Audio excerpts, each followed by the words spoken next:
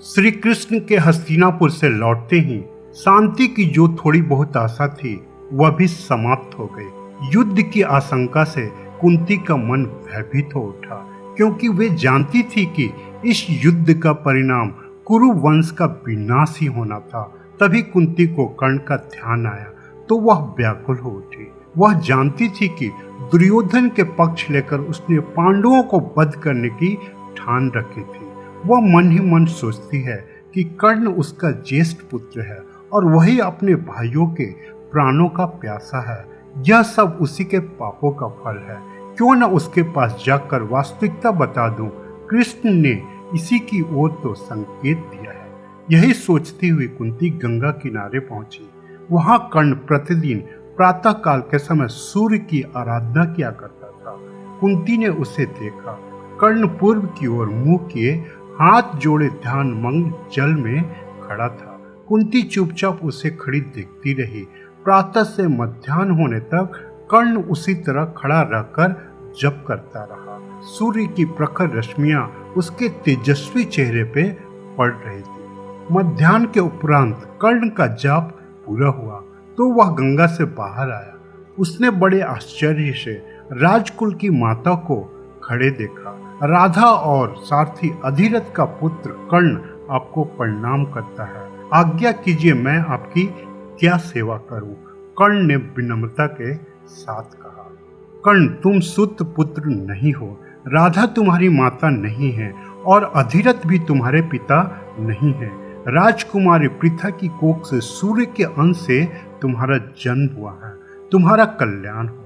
कुंती ने कर्ण को आशीष दिया और बोली, पुत्र, एक कवच और कुंडल तुम्हें जन्म से प्राप्त हुए हैं। तुम सूर्य पुत्र हो। मुझे दुख है कि तुम अपने भाइयों को पहचान नहीं पाए। दुर्योधन के पक्ष में होकर तुम अपने ही भाइयों से शत्रुता कर रहे हो। माते, आपने मेरे जन्म के रहस्य को मेरे सम्मुख खोलकर मुझ पे बड़ा भारी उपकार किया है।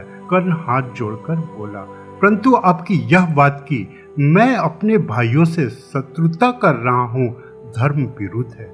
यदि मैं आपके कहने पर अधर्म करने लगूं तो मेरा क्षत्रिय धर्म नष्ट हो जाएगा। मैं जानता हूँ कि बचपन में आपने मुझे लोक निंदा के भय से जल में बहा दिया था। जीवन भर मैं सूत्र पुत्र बनकर जिया हूँ। राधा और अधिरथ ही मेरे माता पिता हैं और जिसने मुझे मित्र कहा वह दुर्योधन मेरा मित्र है। मेरा रोम रोम उसका ऋणी है। मैं जानता हूँ पुत्र, मेरे कारण तुम्हें बहुत दुख उठाने पड़े, घोर अपमान सहना पड़ा। फिर भी मैं चाहती हूँ कि तुम अपने भाइयों के पक्ष में रहकर युद्ध करो। तुम युधिष्ठिर से बड़े हो। वीरता से लड़कर जो राज्य प्राप्त होगा तुम उसके राजा होगे। सारी प्रजा और तुम्हारे भाई तुम्हारे सामने शीश झुकाएंगे।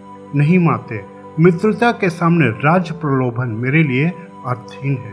कर्ण ने विचलित होकर कहा, माता के नाते मेरे प्रति जो आपका कर्तव्य था उसे आपने उस समय पूरा नहीं किया और अब अपने पुत्रों की भलाई के लिए आप मुझे दुर्योधन का साथ छोड़ने के लिए कह रही हो।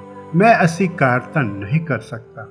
मैंने जिसका नमक खाया है, जिसने मुझे धन संपत्ति और राजकीय मान दिया है, उन धृतराष्ट्र के पुत्रों का संकट के समय में साथ छोड़ दूं? नहीं, मैं ऐसा कदापि नहीं कर सकता। पुत्र, जल्दी में कोई निर्णय मत करो। कुंती ने कर्ण को समझाने का प्रयत्न किया। जब कर्तव्य का पालन करने में कोई दुविधा में हो तब माता पिता की आज्ञा मानकर उन्हें संतुष्ट करना शास्त्र सम्मत है। नहीं माते, मैं उन शास्त्रों में विश्वास नहीं करता जिसके द्वारा मित्र द्रोह की शिक्षा मिलती हो। दुर्योधन के लिए मैं अपने प्राणों तक को उत्सर्ग कर सकता हूँ। कर्ण ने आगे कहा, मैंने युद्ध में पांडवों से युद्ध करने का निश्चय किया है, परंतु मैं आपको एक बात के लिए वचन दे सकता हूँ कि युद्ध में मैं अर्जुन के अतिरिक्त किसी अन्य पांडव पर घातक प्रहार नहीं करूँगा। इस युद्ध में या तो मैं अपने प्राण न्यौछावर करूँगा या फिर अर्जुन को करने होंगे। दोनों में से एक अवश्य मरेगा। इस प्रकार माते, आपको जरा भी चिंतित होने की जरूरत नहीं है। आपके 5 पुत्र हर हालत में जीवित रहेंगे। कर्ण की बातें सुनकर कुंती ने आगे बढ़कर कर्ण को हद से लगा लिया। उसने कर्ण का मस्तक चूमकर उसे आशीर्वाद दिया। सदा सुखी रहो पुत्र।